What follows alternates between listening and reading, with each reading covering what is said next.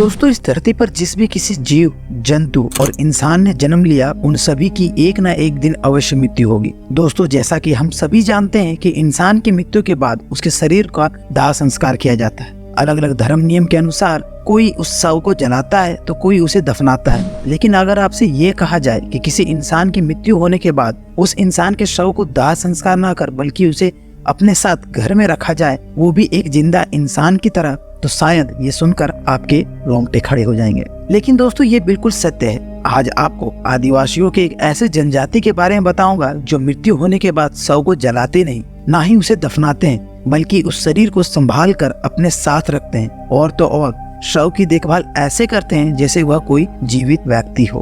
तो जोहार दोस्तों, आप सभी का एक बार फिर से स्वागत है आपके आदिवासी यूट्यूब चैनल ट्राइबल टीवी पर। दोस्तों, पूरे विश्व भर में जनजाति समुदायों को उनके विशिष्ट परंपराओं के अनुसार जाना जाता है। इन्हीं जनजातियों में से एक ऐसी जनजाति है जो अपने लोगों का अंतिम संस्कार करके मृतकों को सुरक्षित रखते हैं। हम बात कर रहे हैं इंडोनेशिया के तोराजा जनजाति के बारे में। यह जनजाति अपनी अनोखी परंपरा के लिए जानी जाती है।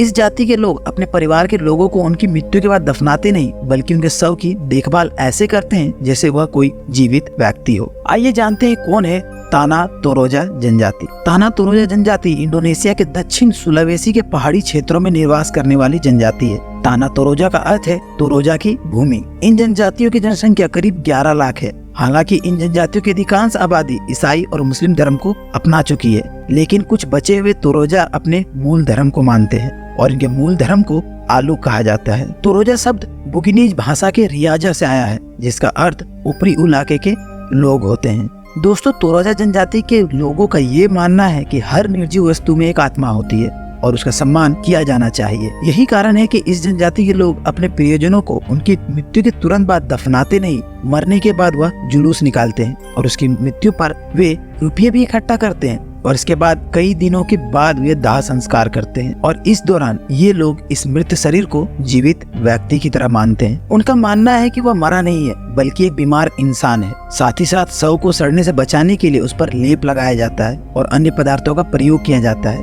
इन्हें घर के एक विशेष कमरे में रखा जाता है। शव को रोजाना धोया जाता है और उसके साथ साथ उसके कपड़े भी बदले जाते हैं ताकि शव खराब ना हो। दोस्तों, इन शवों पर केमिकल लगाकर इन्हें संरक्षित भी किया जाता है। दोस्तों, इन शवों को दफनाने का तरीका काफी अलग है। ऐसा इसलिए क्योंकि इन्हें जमीन के अंदर नहीं, बल्कि पहाड़ों या पेड़ों के नीचे कब्रों में दफनाया जाता है। इस प्रकार के ये कब्र नीचे गिरने की बजाय सीधे खड़े रहते हैं। जब छोटे बच्चे मर जाते हैं, एक खोखले पेड़ के अंदर दफना दिया जाता है और बाहर एक दरवाजा लगा दिया जाता है। उसके बाद हर साल मृतकों के शवों को खोद कर निकाला जाता है और उन्हें फिर से साफ किया जाता है। नए कपड़े पहनाए जाते हैं और फिर से पूरे गाँव में घुमाया जाता है। इस प्रथा को ये मेनन कहते हैं।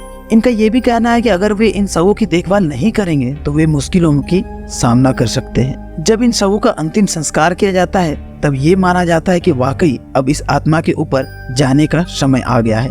अंतिम संस्कार काफी धूमधाम से किया जाता है। इसके लिए दुनिया भर के रिश्तेदारों और मित्रों को बुलाया जाता है। कई बार ये अंतिम संस्कार कई दिनों तक चलता रहता है। तोराजा लोग शवों को दफनाते नहीं, बल्कि इसे गुफा या पर्वतों पर रख देते हैं। तो दोस्तों, ये थी तोराजा जनजाति की अनोखी कहानी। तो दोस्तों, क्या आप इस मरे हुए लोगों के शरीर के साथ रह पाएंगे? हमें कमेंट करके जरूर बताएं।